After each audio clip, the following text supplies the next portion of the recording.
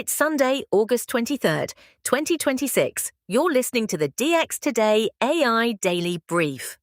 Today, Alibaba moves to raise more than $10 billion to fund its AI ambitions. Nvidia customers brace for a sharp increase in server prices. And OpenAI reverses course on a California safety bill. Let's get into it. Alibaba announced Sunday that it plans to issue 80 billion Hong Kong dollars in new shares, roughly 10.2 billion US dollars, in a proposed placement to investors outside the United States. The company says 100% of the net proceeds will fund what it calls full-stack AI capabilities, including expanded AI infrastructure.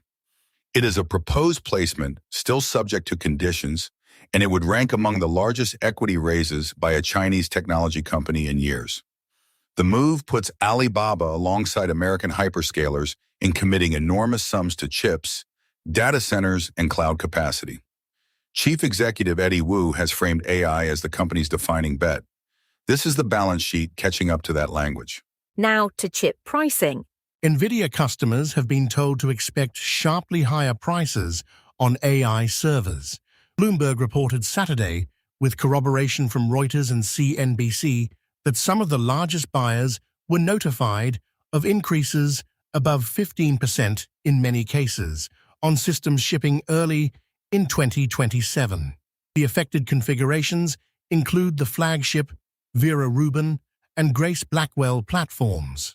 Notably, the increases were communicated largely by contract server manufacturers rather than by Nvidia directly, and the reporting attributes them to soaring memory costs, with high bandwidth memory in acute shortage. The timing is pointed.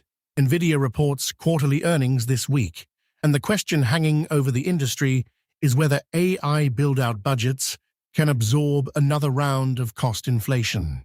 The financing story deepens. The money financing the AI build-out is getting stranger. Bloomberg reported Saturday that high-yield investors, the buyers who normally hunt for junk-rated paper, are moving into investment-grade bonds issued to fund AI projects, drawn by yields that look unusually generous for the credit quality. The framing in the reporting is that junk bond tourists are turning up in the investment-grade market. It reflects a simple arithmetic problem.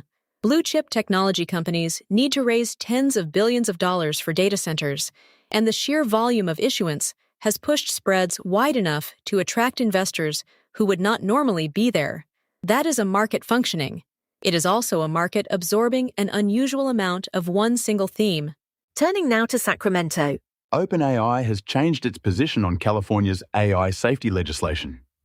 In a public statement reported Saturday by TechCrunch, the company said California should strengthen Senate Bill 53, reversing its earlier opposition to the measure.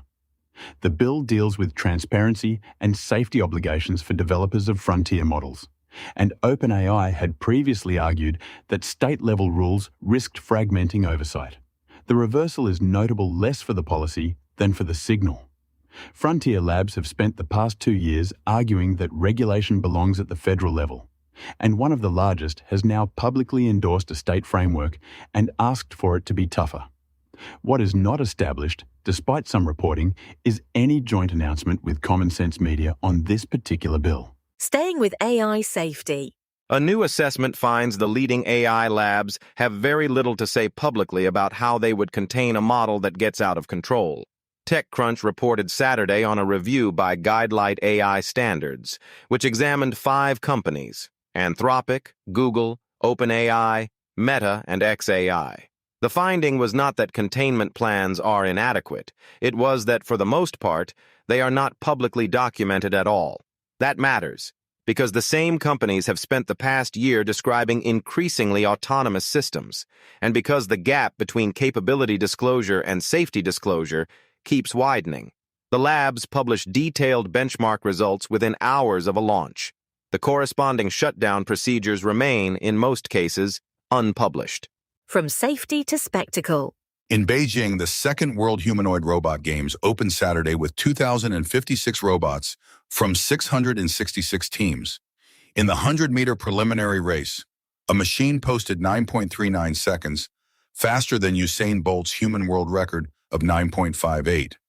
A quicker mark of 9.32, widely circulated as a headline, came from a preparatory test rather than the official race. Robots also set marks in the high jump. The events drawing the most attention from engineers, though, were the unglamorous ones.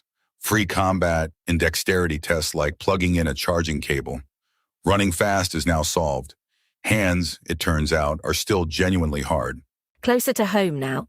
Tesla has put a date on its Cybercab. Materials circulated Saturday point to a launch event in Austin on September 3rd. The Cybercab is the two-seat vehicle Tesla designed without a steering wheel or pedals, intended for autonomous ride-hailing rather than private ownership. A note of precision matters here. Tesla's own public sweepstakes page confirms a Cybercab launch event, but does not itself state the date. And a launch event is not the same as the start of commercial robo-taxi service.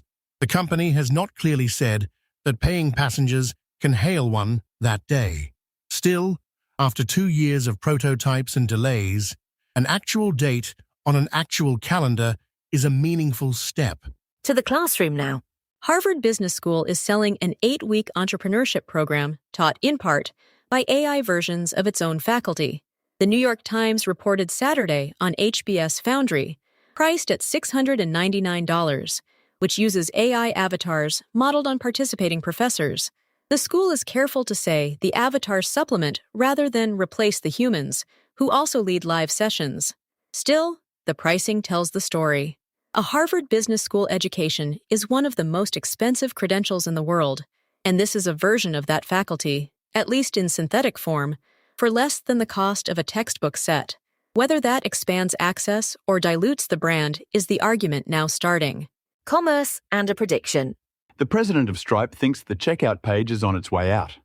Speaking on a podcast, in remarks reported Saturday, Will Gabrick said that even a modest version of agentic commerce, where software agents transact on a customer's behalf, could mean the end of checkout pages altogether. It is a prediction rather than a product announcement, and worth labeling as such. But Stripe has been building toward it, having published an agentic commerce suite documenting the underlying strategy. The implication for anyone running an online store is significant. If the buyer is an agent, then conversion optimization, page design, and cart abandonment, 3 decades of accumulated retail craft, are all aimed at a customer who no longer looks at the page. Across the Atlantic now. In Scotland, documents obtained by the investigative outlet The Ferret show that a data center developer lobbied the Scottish government to publicly endorse its own definition of a green data center. The developer, Apatura, had produced a charter with industry groups setting out what should count as environmentally acceptable and pressed ministers to back it. The government declined. The episode is a small one, but it illustrates a live problem across every jurisdiction now courting AI infrastructure.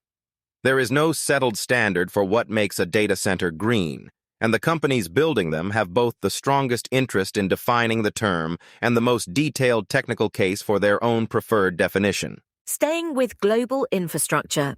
Tanzania has a foothold in a new global AI effort. The Citizen reported Saturday that the Nelson Mandela African Institution of Science and Technology has been selected to join the Global AI Capacity Development Network, an initiative aimed at closing worldwide gaps in AI skills, research, and infrastructure. The precise framing matters. This is an institutional selection rather than the Tanzanian government joining as a state, and the network's value will depend on what actually flows through it: compute access, funding, faculty exchange. Still, the broader point stands. Most conversations about AI capacity run through a handful of wealthy countries, and the list of places building genuine research capability is slowly getting longer. And finally, retail technology. And in India, the fitting room is getting faster. PointAI, which serves as AI partner to Aditya Birla Fashion and Retail, showcased a virtual trial room that renders a customer in a garment in about 1 second. The company says it is exploring a rollout across the retailer's stores. 2 caveats are worth stating plainly.